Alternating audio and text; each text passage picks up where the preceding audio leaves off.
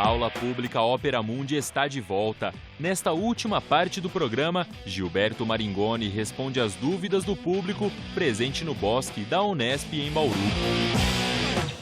Meu nome é Ludmila, estudo jornalismo. Se fala muito do uso da TV estatal venezuelana para endeusar o Chávez, né? E isso é usado não só como argumento de que seria uma ditadura, mas também para quem é contra a regulamentação da mídia.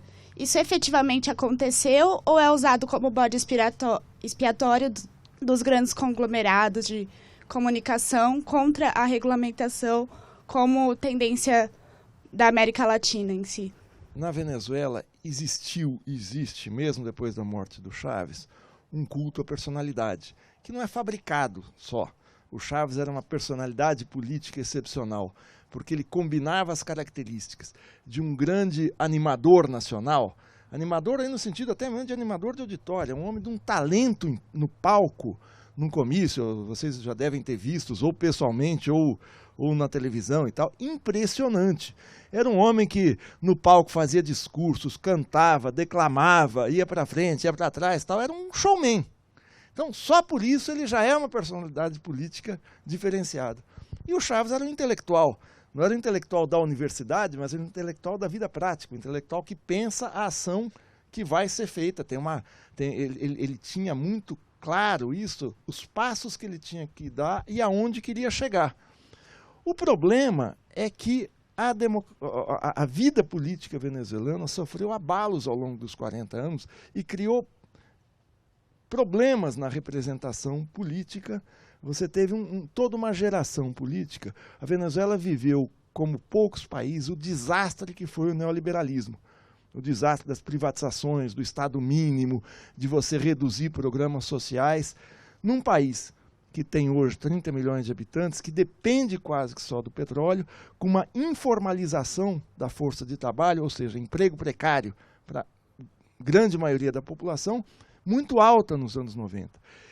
Quando esse sistema é deslegitimado com a eleição do Chávez, essa deslegitimação aconteceu, o Chávez é eleito em 98. Ela, desde 1983 até 98, são 15 anos de desastres econômicos, sociais, políticos e culturais que a Venezuela vive. Rebeliões populares sangrentas mesmo. Você tem o impeachment de um presidente em 1992, logo depois do Collor aqui no Brasil. Você tem as instituições deixam de funcionar porque não tem dinheiro, ou porque o nível de corrupção, na hora em que você tem a crise, ela aumenta exponencialmente. Enfim, foi um desastre que deslegitimou o sistema político anterior. E a reconstrução de uma nova institucionalidade é feita a duras penas. Tanto que a primeira tarefa que o Chávez se coloca, quando é eleito, é eleger uma nova constituinte que vai produzir uma carta magna para tentar atender a uma nova institucionalidade a ser construída. E aí se constrói um sistema de comunicação estatal para esses novos tempos.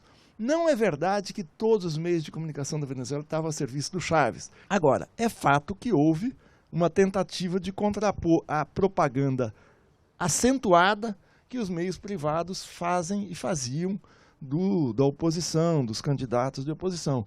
Essa questão do líder providencial, que é o líder proeminente, é uma característica de países que passam por abalos sociais muito grandes. A gente estuda muito o Vargas aqui no Brasil, que foi, sem dúvida, o grande estadista brasileiro. Foi o maior presidente brasileiro de toda a história, não tem nenhuma figura que se compare ao Vargas, que construiu o Estado brasileiro moderno. Como é que foi possível surgir um líder daquele tipo, como Vargas, que é o líder idolatrado pela população? Entre os anos 20 e os anos 30, 40, o Brasil viveu um dos maiores processos migratórios do interior para as grandes cidades do Sudeste de sua história, porque nós estávamos tendo um processo de industrialização acelerado a partir de 1930, que atravessou as décadas de 30, 40, 50, 60 e 70, em que as indústrias se concentraram no Sul. E milhões de trabalhadores pobres do Nordeste, do Centro-Oeste, do Norte, vieram para São Paulo, para o Rio de Janeiro e para cidades aqui do interior. E houve um processo de desenraizamento cultural dessas pessoas que chegam na cidade grande sem saber o que fazer, procurando emprego, mas sem referências. E a única referência que eles passam a ter é o seguinte: eu vim para cá porque seu GG falou que ia ter emprego aqui. Então a referência ela é o seu GG, que é o seu Getúlio.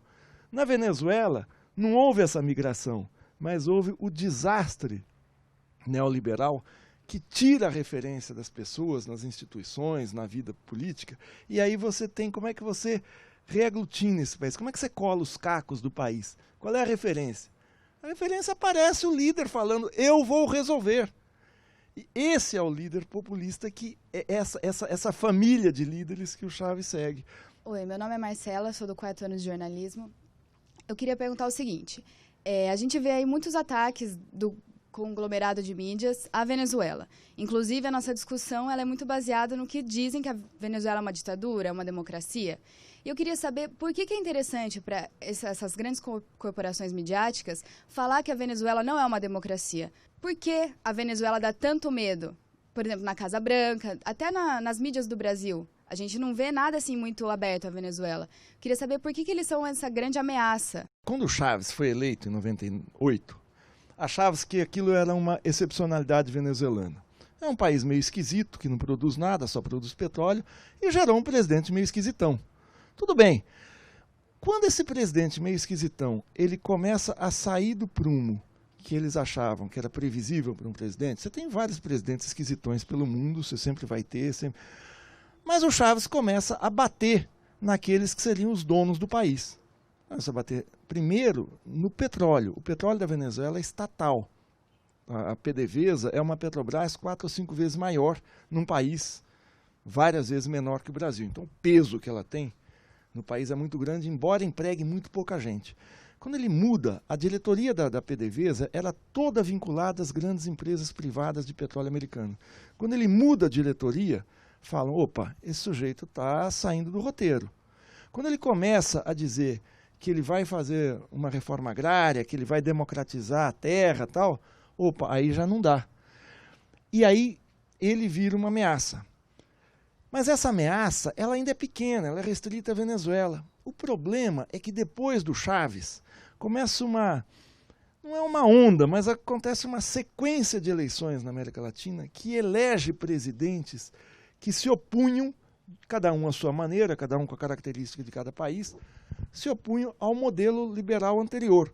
Então, logo depois, 3 anos depois, se elege o Néstor Kirchner na Argentina, que reestrutura a dívida pública argentina. Logo depois elege o Lula no Brasil, que na época era uma incógnita, o sistema financeiro internacional viu o Lula como uma ameaça.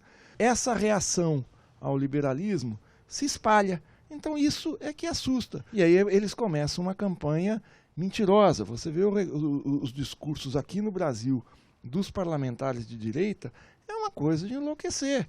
Né? A Cátia Abreu dizendo que querem acabar com a propriedade privada aqui no Brasil. Quando a reforma agrária aqui no Brasil é para aumentar a propriedade privada, para mais gente ter propriedade privada. É o contrário do que ela fala. Né?